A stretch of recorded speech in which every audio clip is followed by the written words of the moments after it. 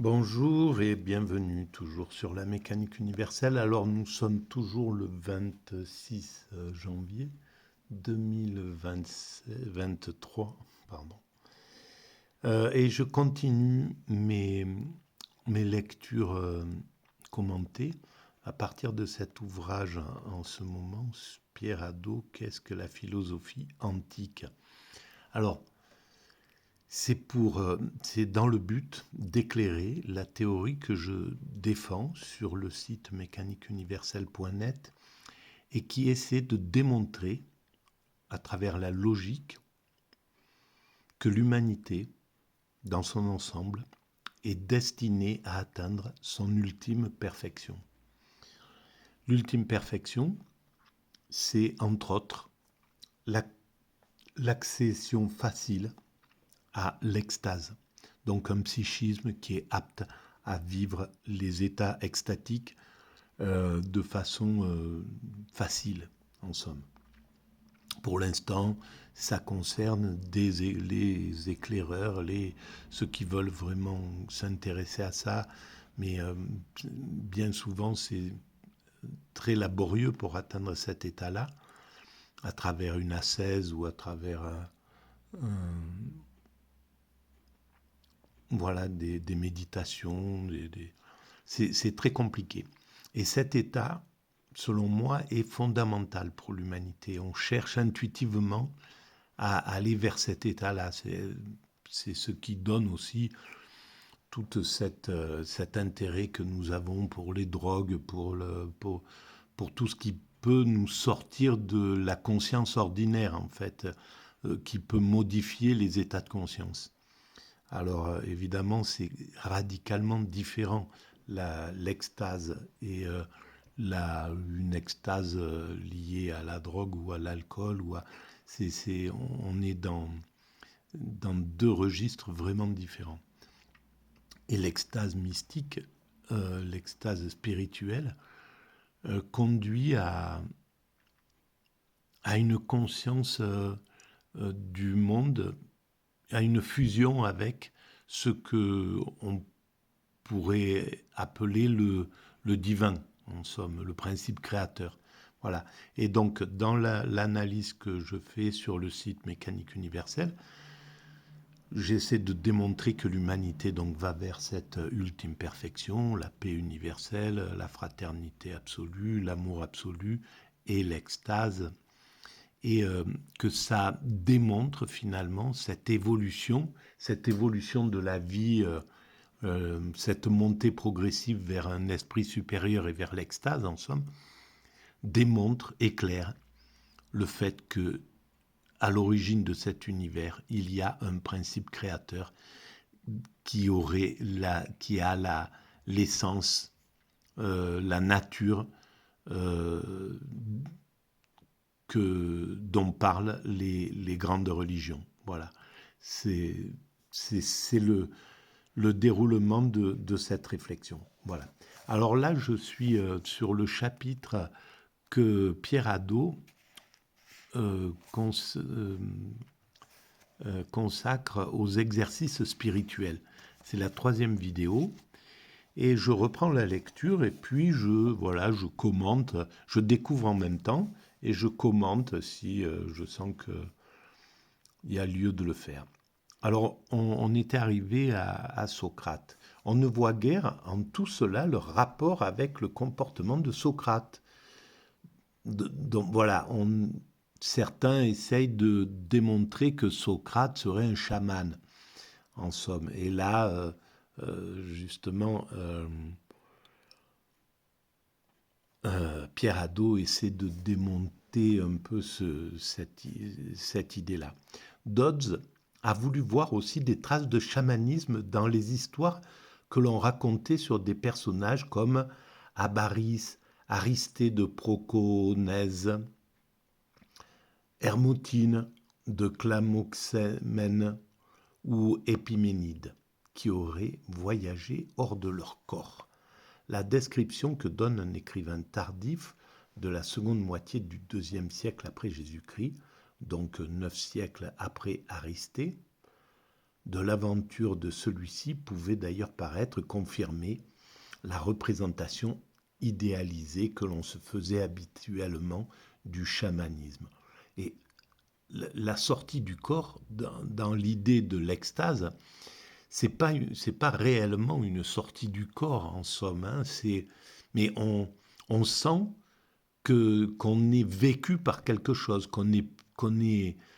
que l'ego a disparu, donc on est dans un état de contemplation absolue, de pur immédiat, et dans cet état-là, on n'est plus du tout la même personne, même si ça ne change pas physiquement et qu'on continue à voir les mêmes choses, etc. Mais intimement, intérieurement, on n'est plus du tout la même chose.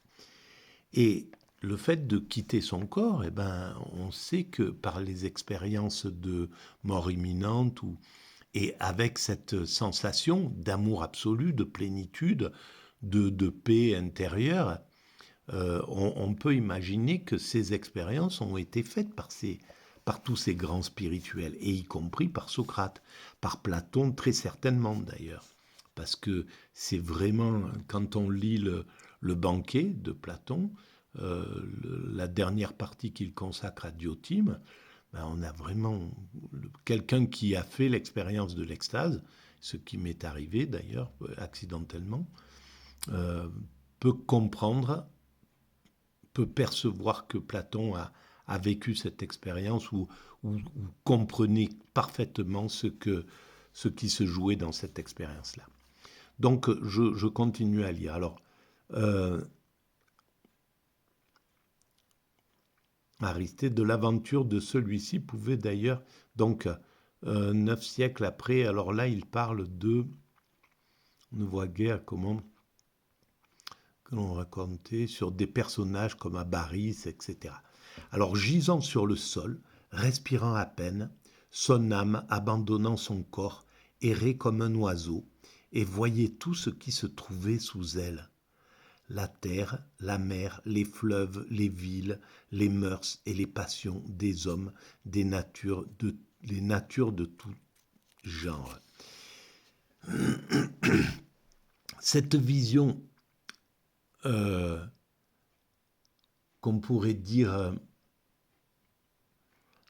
globalisante, englobant, parce qu'en fait c'est ça, dans l'expérience extatique, selon l'expérience que j'ai faite, on a un sentiment d'être entièrement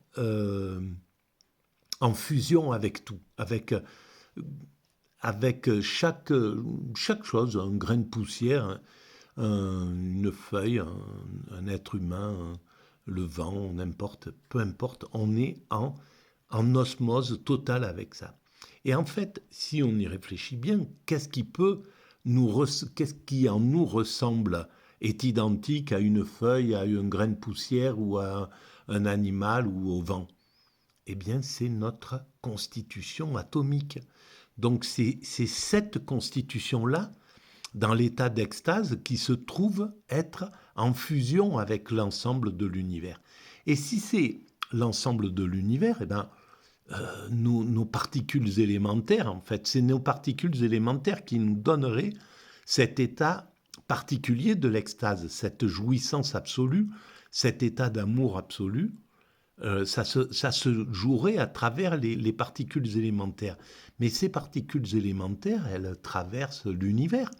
Elles sont en lien avec les particules élémentaires à l'origine de l'univers. On sait maintenant que, par exemple, certains bosons, on commence à faire des expériences incroyables qui font que deux particules à des milliards d'années-lumière de distance peuvent s'influencer l'une l'autre. C'est quand même, ça veut dire qu'il y a quelque chose d'incroyable dans cette relation-là. Qu'est-ce qui se passe au niveau particulier de nous-mêmes, au niveau justement atomique? Qu'est-ce qui peut se passer? C'est quand même des choses qu'on n'a pas encore éclairées, mais qu'on éclairera. L'humanité finira par l'éclairer. Je continue. Donc, ça ne s'arrêtait pas là d'ailleurs. Alors, Je reprends. Gisant sur le sol, respirant à peine, son âme abandonnant son corps, errait comme un oiseau et voyait tout ce qui se trouvait sous elle, la terre, la mer, les fleuves, les villes, les mœurs et les passions des hommes, les natures de tout genre. Donc il était en pleine conscience, quoi. Et ça, quand on a fait l'expérience de l'extase, on peut comprendre pleinement ce qui est dit là. Voilà, on peut comprendre qu'il y a une conscience, une compréhension totale et immédiate de tout. Pourquoi, on ne sait pas. C'est quelque chose qui, pour l'instant, est inexplicable encore. Mais c'était le fait que le monde soit constitué d'atomes était inexplicable il y a 6000 ans. Voilà, aujourd'hui c'est expliqué. Dans un futur, on pourra expliquer ce qui est encore inexplicable, etc. Puis, rentrant dans son corps et le faisant relever, s'en servant à nouveau comme d'un instrument, elle raconta ce qu'elle avait vu et entendu. Voilà, alors, je continue. J.D.P. Bolton a montré par une étude minutieuse que c'était en fait sous l'influence d'un des disciples de Platon, Héraclite du Pont, intéressé à ce genre de phénomène, que l'histoire d'Aristée avait été interprétée de cette manière. Mais selon Bolton, tout donne à penser qu'Aristée, qui vivait au 7e siècle avant Jésus-Christ, a réellement fait un voyage d'exploration dans le sud de l'actuelle Russie et dans les steppes de l'Asie, et qu'à son retour, il a écrit un poème intitulé Arimaspea, qui racontait son aventure.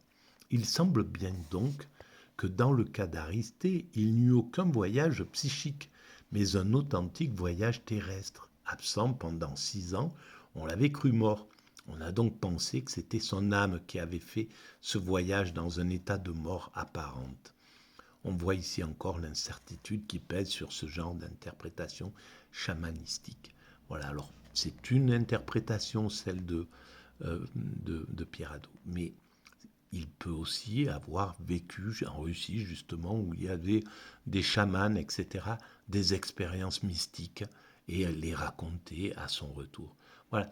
Donc pour l'instant, tout ça, c'est on peut se fixer que sur les certitudes qu'on a, mais ça laisse ouvert toutes les voies sur celles qui n'ont pas de preuves encore.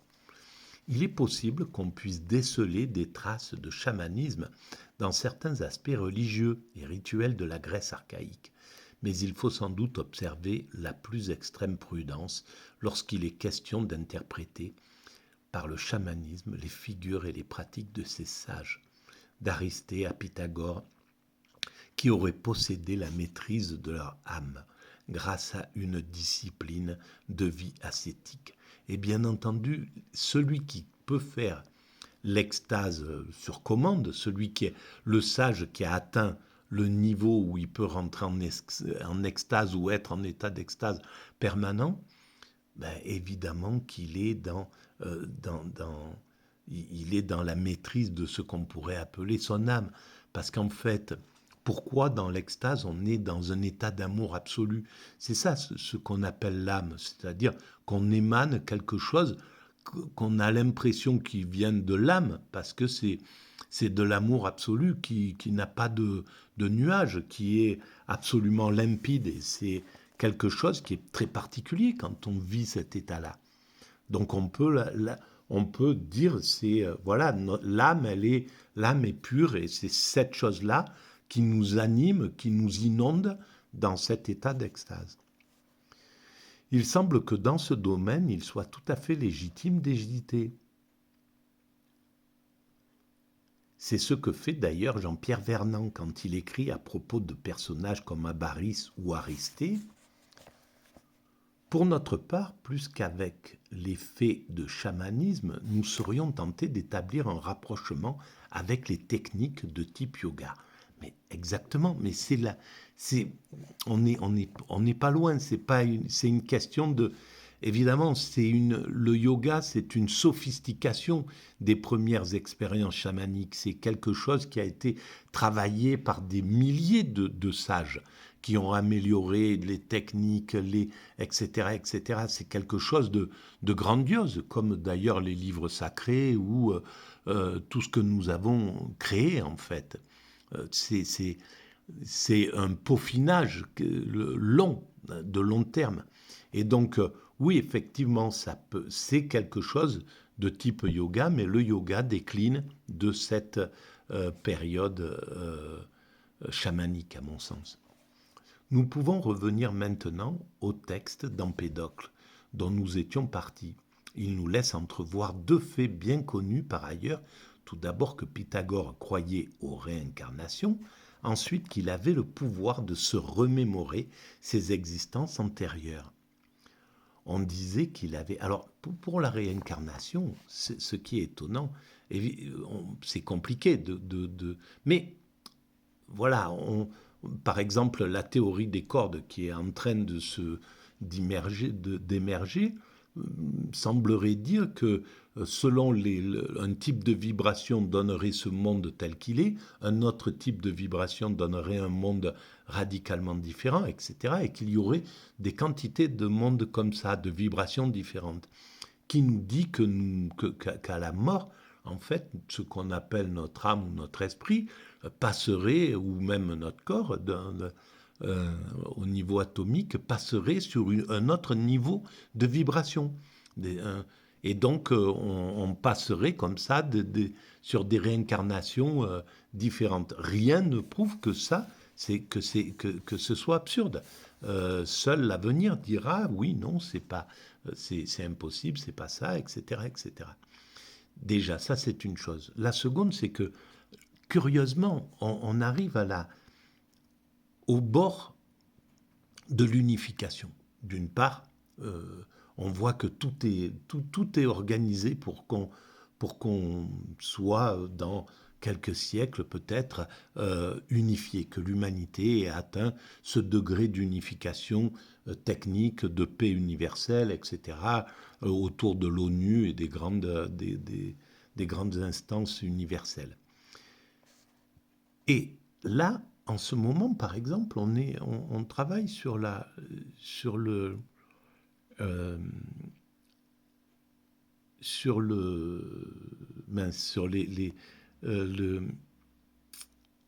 base sur l'ADN, voilà, sur la manipulation de l'ADN, sur des traces d'existence comme ça. Mais qui dit que, à partir d'un ADN même issu d'un crâne ou de n'importe quoi, l'avenir, dans 100 ans, 200 ans, 300 ans, la science ne parvient pas à ranimer un système, un corps, une vie, et lui réinjecter, retrouver dans cet ADN tout ce qu'il a pensé, tout ce qu'il a... Donc, remettre en vie, en fait, un être humain. Qui dit que cela n'existe pas? Voilà. Qui dit qu'il n'y a pas un au-delà avec un système de réincarnation? Rien ne prouve ni cela, ni son inverse. Et pour l'instant, c'est très compliqué de pouvoir s'avancer sur cela. Donc je continue. Pythagore croyait aux réincarnations. Ensuite, qu'il avait le pouvoir de se remémorer ses existences antérieures. On disait qu'il avait le souvenir d'avoir été Euphorbe, fils de Pathous, que Ménélas tua pendant la guerre de Troie. Les anciens racontaient aussi que les pythagoriciens pratiquaient le matin ou le soir des exercices de remémoration par lesquels ils se rappelaient tous les événements du jour ou de la veille. On a pensé que ces exercices étaient destinés finalement à permettre de se remettre en mémoire les vies intérieures. Cette interprétation ne peut s'appuyer que sur un seul témoignage très tardif, celui de Hiéroclès, un écrivain du 5e siècle après Jésus-Christ, commentateur d'un apocryphe néo-pythagoricien, les Vers d'or, où l'on trouve, entre autres, des conseils au sujet de la pratique de l'examen de conscience. Hiéroclès, après avoir montré l'importance morale de cette pratique, ajoute cette ressouvenance de la vie quotidienne devient un exercice propre à nous remémorer ce que nous avons fait dans nos vies antérieures et à nous donner ainsi le sentiment de notre immortalité. Et toutes ces expériences-là, on les a abandonnées. Dès qu'on est parti, mais même après Socrate, justement, on est parti dans le rationalisme, en fait, dans quelque chose de rationnel. Et donc, on a mis à distance un peu tout ce qui était mystique, mystique et un peu paranormal, en somme. Et je pense que le temps qui arrive, le siècle qui arrive, va revenir vers ces expériences-là. Et par exemple, cette façon de travailler sur pour revenir à des vies antérieures, et donc penser à ce qui donnerait l'idée de l'immortalité. Et l'immortalité, c'est pas idiot. L'immortalité, si on est... il y a quelque chose qui est immortel en nous, dans notre constitution. Ce qui est à l'origine de nos atomes, de le boson de Higgs, je ne sais pas, quelque chose, ces choses-là sont tout à fait immortelles en nous et elles nous constituent. Donc il y a des choses comme ça qui sont immortelles dans la constitution de l'être humain. Et pour revenir au ver d'or, il me semble que j'avais lu cela, les vers d'or, et je pense que c'est donc de Pythagore. Et c'est un poème qui démontre clairement que celui qui l'a écrit a fait l'expérience extatique, autant que je me rappelle. Je vais les relire, mais je pense que ça démontre bien que comme le poème de Parménide, comme les écrits, tous ces écrits-là, démontrent que ces êtres humains-là, ces présocratiques, ont expérimenté l'extase. Je continue. On remarquera pourtant que 2 témoins antérieurs, Diodore de Sicile et Cicéron, lorsqu'ils évoquent la pratique pythagoricienne de la remémoration des événements de la journée précédente et des jours antérieurs, ne parlent que d'exercices destinés à intensifier les capacités de la mémoire. Voilà, alors aussi, il ne faut pas aller chercher des fois des choses toutes simples. Hein. Il était possible que ils travaillaient beaucoup sur la mémoire, puisqu'ils n'écrivaient pas, et ils ne pouvaient pas... la transmission se faisait bien souvent oralement. Donc, il fallait avoir des mémoires redoutables capables de retenir des livres entiers, etc. Pour Porphyre, il s'agit plutôt d'un examen de conscience, puisqu'il faut se rendre des comptes à soi-même au sujet des actions passées et aussi prévoir comment l'on agira dans le futur. Voilà, je pense que je vais arrêter là pour celle-ci, pour cette vidéo. Voilà, nous possédons beaucoup de descriptions de la vie dans l'école de Pythagore. Ben voilà, c'est ce qu'on va lire dans la prochaine vidéo. Merci de votre écoute.